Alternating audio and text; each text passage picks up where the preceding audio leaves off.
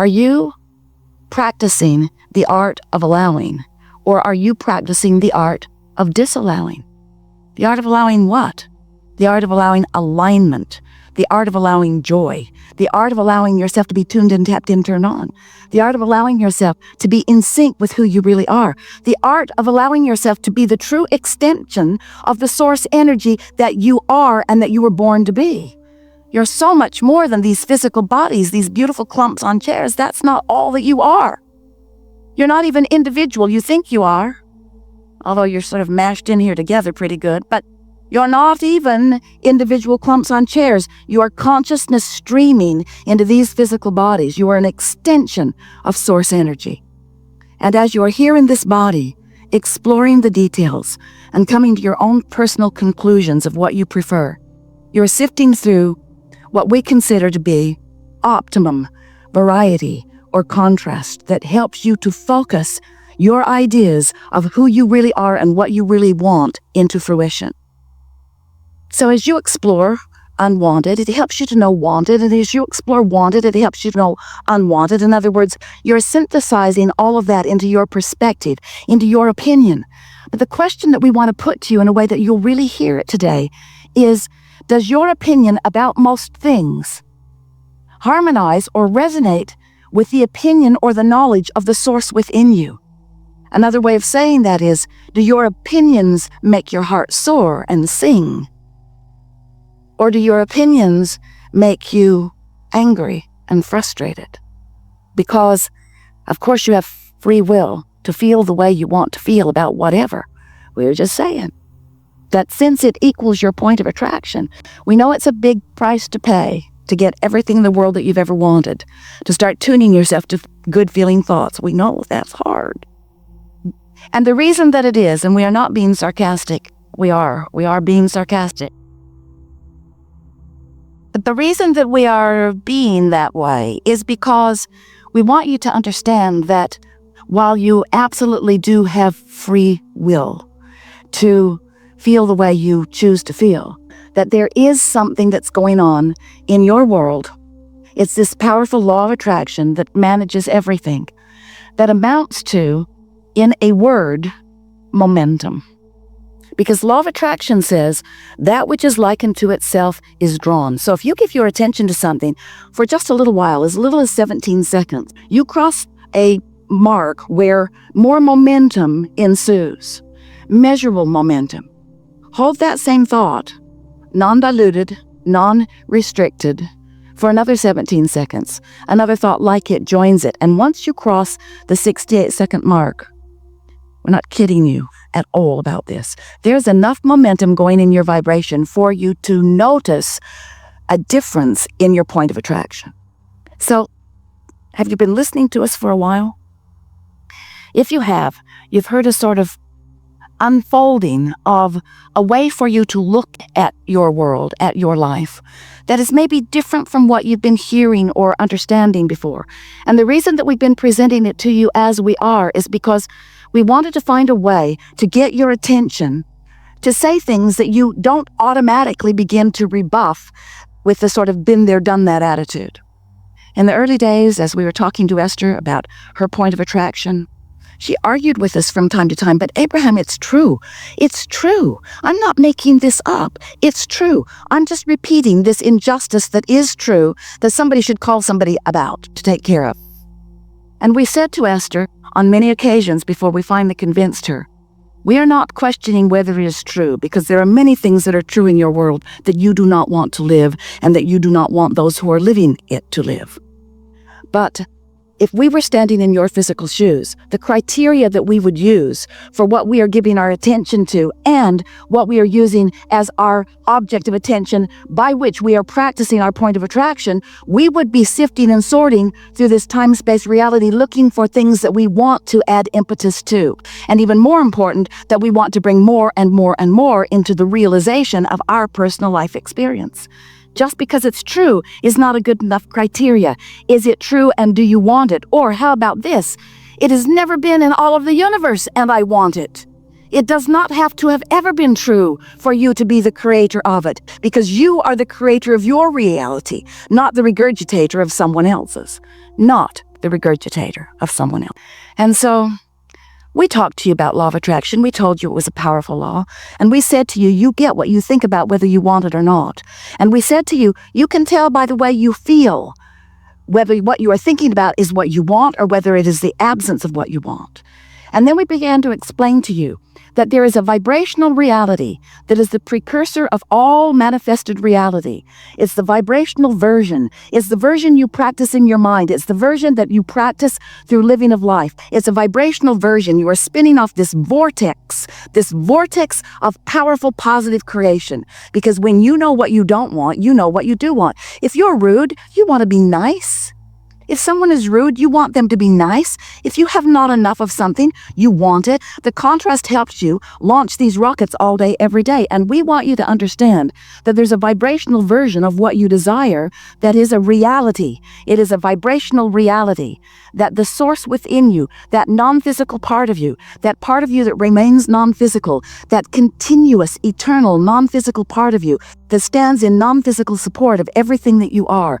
That non-physical part of you stands with that vibrational reality that you have crafted, in part before you even came into this physical body, because there was certainly a trajectory, who stands now as the further culmination of everything that you have asked for, everything that you have singularly or collectively asked for. There is a vibrational reality about your world, the likes of which humans have not yet seen, but you have the potential of seeing. Any one of you, as you begin to stop doing that thing you do that holds you in resistance to this vibrational reality, and therefore begin to allow yourself to be a vibrational match to your own vibrational vortex of creation. Now, if you've been listening to us for a while, you heard all of that. In fact, you heard it and heard it and heard it. There was a book written, a New York Times best-selling book, on every one of those topics that we just talked about.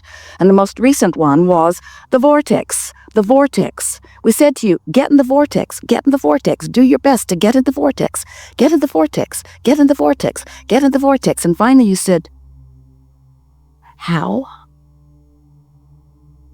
You've convinced me that I want to be there. You've convinced me that it's the place to be. You've convinced me that when I am there, good things happen to me, but I'm not that sure how to get in. And we say, you do it by finding thoughts that feel good and practicing them until they are your chronic pattern. That's how you maintain that. So then we've moved a little beyond an explanation. As we now have you convinced, say yes or don't. Coercion is so satisfying and flies in the face of everything we know about law of attraction. So your vortex of creation is moving and gathering, and the source within you is there with it.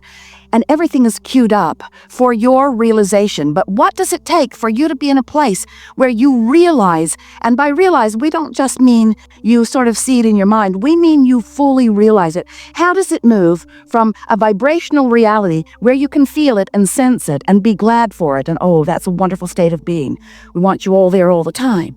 But how does it move from that vibrational reality where you sense it, where you trust it, where you have faith about it, and where you can now see it and hear it and smell it and taste it and touch it in a way that others can see it and hear it and smell it and taste it and touch it? How does it move from that vibrational reality that you are conjuring and creating all day, every day, into what you want to call real life experience? And that really is what the subject of the art of allowing is. It's really what the subject of understanding your point of attraction is. It's really about what the subject of waking up in the morning and realizing that while you slept, your momentum subsided. Ooh, so good to know.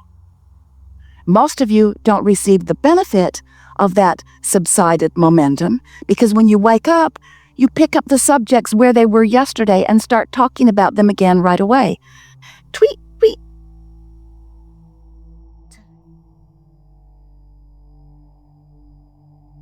Blog. Let's see, who can I call that hates that guy as much as I do? So, sometimes you begin your day much as you ended the last day. But if we were standing in your physical shoes, when we would awaken, we would acknowledge, oh, fresh start. I can push the reset button. I have complete control over my point of attraction right here, right now. And I will look for things that feel good, no matter how far into my past I have to dig. I will look for things, no matter how sifting I have to become, because I understand we're speaking for you. I understand that what I think and what I feel equals my point of attraction. And what I allow or disallow from this magnificent vibrational reality that I have crafted is completely dependent, contingent upon what I do right here, right now, in preparing my point of attraction. So as we've been talking to Esther about this point of attraction, she's reaching for the best word to describe it. For a while, we called it the grid, sort of like this framework that would fill in with details, like the frame of your house, and then it fills in with all of the other beautiful things. So there's this vibrational grid that you establish. She found words like climate, this atmosphere, this environment. It's like the petri dish that the scientists so carefully prepare so that they can grow exactly what they intend to grow in their scientific experiment. This is what you are wanting to do. You're wanting to understand you have a point of attraction, and we love you so much. You know what's coming next. You haven't been tending to your point of attraction all that well. Because instead of setting your own tone, establishing your own vibrational circuitry, instead of deciding how you want to feel and harmonizing with the energy that creates worlds that makes you all powerful, do you know what it's like when you tune in to the energy that creates worlds? You are more powerful than millions who are not, you see. And so, doing a sales job here.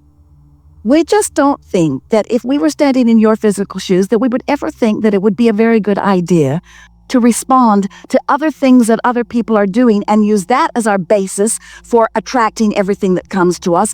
We would do it on purpose. We would say, world out there and people of the world, I love you very much and you got a lot going on, but these are the things I choose for me today. I want to appreciate where I go. I want to feel good. I want to bless this planet and all that it is. I want to feel good in my body and appreciation for it. And I'm going to practice myself in to those vibrational frequencies. And then here's the best part. Then you get to be those sitting on the front row of your own manifestations. You get to see the results of the climate that you have deliberately prepared. And another thing that's wonderful is that the first day when you wake up, I'm awake. I'm going to think my thoughts on purpose. You might not make it till breakfast or to teeth brushing. You might not make it far, but if you'll again do it tomorrow and again do it tomorrow and again do it tomorrow, a week or two or three or four in, you will have substantially changed your point of attraction. And the evidence as things flow from your vortex into your realization, first in the form of emotion, and next in the form of clear thought, and next in the form of rendezvousing with this one and this one and this one. Life is supposed to be really, really, really, really fun for you. And unless you are in the driver's seat of your own life, it isn't, you see. So now you know everything we know. We've enjoyed this interaction immensely. We hope you have a really good day. We are eager to talk with you about anything that matters to you. There is nothing that is off limits. You will notice right from the first person who we play with that it is our dominant intent to help you find a vibrational point of attraction that will serve you. That will serve you. So we are not really good sounding boards, not for long, other than maybe just establishing the point of the conversation about what's going wrong. Because we see no value in helping you to describe in any detail an event, an experience, opportunity that has not yet shown up in the way you want it to, and hold the vibration of why you don't want the rain active in your vibration. We want to talk about why you want the rain.